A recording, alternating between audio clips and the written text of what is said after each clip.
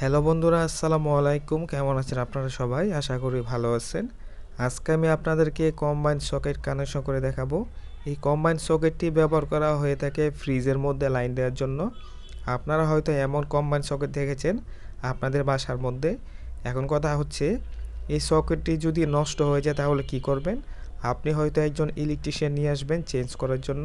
এখন সময় মতো ইলেকট্রিশিয়ান নাও পেতে পারেন। সেই ক্ষেত্রে আপনি কি করবেন? আপনি যদি আমার এই ভিডিওটি দেখেন তাহলে আপনি কিন্তু এই কম্বাইন্ড সকেটে কানেকশন করা শিখতে পারবেন। সেজন্য আমার এই ভিডিওটি শেষ পর্যন্ত দেখতে হবে। আর ভিডিও দেখে যদি আপনার একটু উপকার হয় তাহলে অবশ্যই আমার এই চ্যানেলটি সাবস্ক্রাইব করে পাশে থাকবেন। সকেটের ব্যাক সাইডে আসার পরে এখানে অনেকগুলা টার্মিনাল দেখতে পাবেন। সবগুলা টার্মিনাল সম্পর্কে খুব ভালো ধারণা নিতে হবে। এইখানে যে দুইটা টার্মিনাল দেখতেছেন এগুলা হচ্ছে ইন্ডিকেটরের জন্য। এটার ভিতরে ছোট একটা লাইট আছে, এখানেও লাইন কানেকশন করতে হবে। এই দুটি টার্মিনাল হচ্ছে সুইচের জন্য। তো সুইচের কাজ হচ্ছে সুইচের এক পাশে আমরা ফেজটা ইনপুট দিই, অন্য পাশ থেকে ফেজটা আউটপুট নিয়ে যাই। আমি যখন কানেকশনটা করব তখন আপনারা খুব সহজে বুঝতে পারবেন। মাঝখানে দুইটা টার্মিনাল হচ্ছে ফিউজের জন্য। তো ফিউজের কাজটা সুইচের কাজটা মোটামুটি সেমই। ফিউজের মধ্যে আমরা ফেজটা ইনপুট দিয়ে থাকি, তারপর ফেজটা আউটপুট নিয়ে যাই। তো ফিউজের কাজটা হচ্ছে সকেটের মধ্যে যদি কোনো প্রকার সমস্যা হয় তাহলে ফিউজটা এখান থেকে কেটে যাবে। আর এইখানে যে তিনটা টার্মিনাল আছে এগুলো হচ্ছে সকেটের। এখানে লেখা থাকবে এল, এন আর হচ্ছে আর্থিং। এল হচ্ছে ফেজের জন্য, এন হচ্ছে নিউট্রালের জন্য, আর আছে আর্থিং। এল এর মধ্যে ফেজ কানেকশন দিতে হবে, এন এর মধ্যে নিউট্রালটা কানেকশন দিতে হবে। আর যদি আর্থিংটা থাকে তাহলে আর্থিং টার্মিনালের মধ্যে আর্থিংটা কানেকশন দিবেন। তো এখন আমি কানেকশনটা করব, কানেকশনটা একটু মনোযোগ দিয়ে আপনারা দেখুন। আমি প্রথমে ফিউজ থেকে কাজ শুরু করব। মাঝখানে যে দুইটা টার্মিনাল আছে এই দুইটা টার্মিনাল হচ্ছে ফিউজের। তো ফিউজের যে কোনো একটা টার্মিনাল থেকে সুইচের মধ্যে আমি একটা কানেকশন করব। এর কারণ হচ্ছে ফিউজ থেকে ফেজটা আমার সুইচের মধ্যে আসবে, সেজন্য একটা রাস্তা তৈরি করা। এই তারটা দিয়ে ফিউজ থেকে সুইচের মধ্যে আমার কারেন্টটা চলে আসবে। তো আমি এখানে কানেকশনটা করে দিলাম।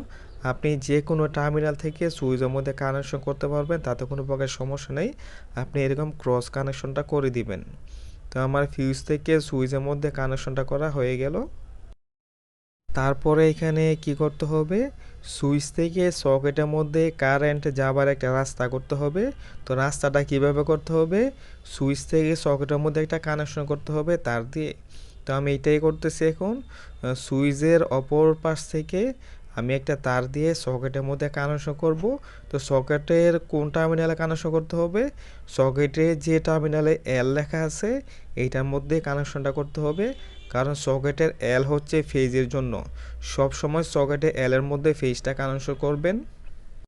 সুইচ থেকে সকেটে কানেকশন করে দিলাম, বাকি আছে ইন্ডিকেটর। তো ইন্ডিকেটর হচ্ছে ছোট একটা লাইট। তো ইন্ডিকেটর দুইভাবে কানেকশন করা যায়, একটা হচ্ছে ডাইরেক্ট কানেকশন, অন্যটা হচ্ছে সুইচ থেকে কানেকশন। তো আমি এখানে সুইচ থেকে কানেকশন করব, মানে আমার সুইচটা অন করার পর ইন্ডিকেটরটা জ্বলবে। তো আমি এখানে এইভাবে কানেকশন করব, আপনারা ঠিক একইভাবে কানেকশন করবেন। তো কানেকশনটা করার জন্য কি করতে হবে? ইন্ডিকেটর থেকে একটা তারের সাহায্যে তো সুইচের মধ্যে কানেকশন করতে হবে। সুইচের যে পাশ থেকে আমি সকেটের মধ্যে কানেকশনটা করছি ওই পাশে আপনি কানেকশনটা করে দিবেন। তাহলে সুইচটা অন করার পর ইন্ডিকেটরের মধ্যে ফেজটা আসবে। এইখানে দেখেন সুইচের যে পাশ থেকে আমি সকেটের মধ্যে লাইনটা দিছি ওই পাশে আমি কানেকশনটা করে দিলাম।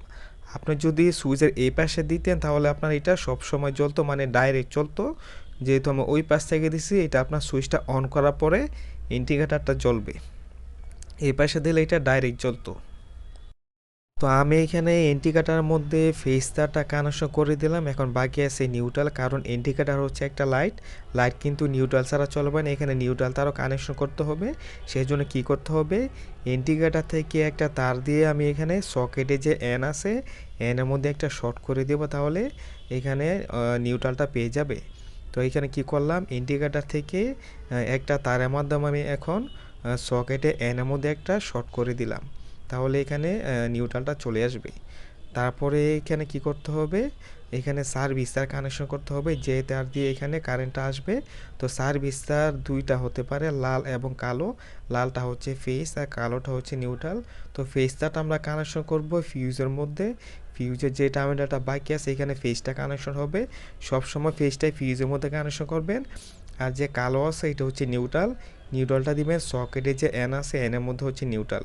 ফেজ নিউট্রাল আপনারা অবশ্যই ঠিক মতো কানেকশন করবেন, তাহলে আশা করি কোনো প্রকার সমস্যা হবে না।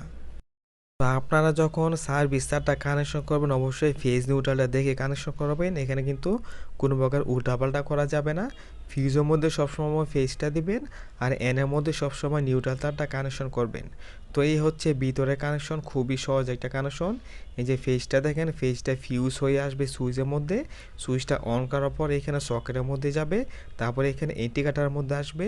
আর যেখানে নিউট্রাল আছে এটা সকেটে থাকবে আর থাকবে ইন্ডিকেটরের মধ্যে। আর এখানে যেহেতু আর্থিং তার নাই, সেক্ষেত্রে আর্থিং টার্মিনালে কানেকশন করতে হবে না। এখন আমি আপনাদেরকে চেক করে দেখাবো এটা ঠিকমতো কাজ করে কি না। সেজন্য এখানে যে ফিউজটা আছে ফিউজের দুই টার্মিনালে চিকুন তার দিয়ে বাইধা দিবেন, যাতে সকেটে কোনো প্রকার সমস্যা হইলে এখান থেকে তারটা কাইটা যেতে পারে। সেই জন্য চিকুন তার দিয়ে এটা বাইধা দিতে হবে, এটা আপনার সকেটটাকে সুরক্ষিত রাখবে। তো এটা বাইরে দেওয়ার পর আমি এখন সার্কিট ব্রেকারটা অন করে আপনাদেরকে চেক করে দেখাবো যে এটা ঠিক মতো কাজ করতেছে কি না। আর আপনারা যদি আমি যেভাবে কানেকশনটা করছি এমন করে কানেকশন করেন, আশা করি কোনো প্রকার সমস্যা হবে না। তো এখন আমি আপনাদেরকে সুইচটা অন করে দেখাই। দেখেন যে এখানে কিন্তু লাইটটা জ্বলতেছে, মানে লাইনটা কিন্তু চলে আসছে। আমি আপনাদেরকে টেস্টটা দিয়ে চেক করে দেখাচ্ছি পিনের মধ্যে ঠিকমতো লাইন আসছে কি না। একটু আপনারা খেয়াল করেন যে দেখেন যে টেস্টারের মধ্যে কিন্তু লাইটটা জ্বলতেছে, তার মানে এখানে কিন্তু লাইনটা চলে আসছে। তো আশা করি আপনারা বুঝতে পারছেন কীভাবে এই সকেটে কানেকশন করতে। আজকের মতো বিদায় নিলাম। আসসালামু আলাইকুম।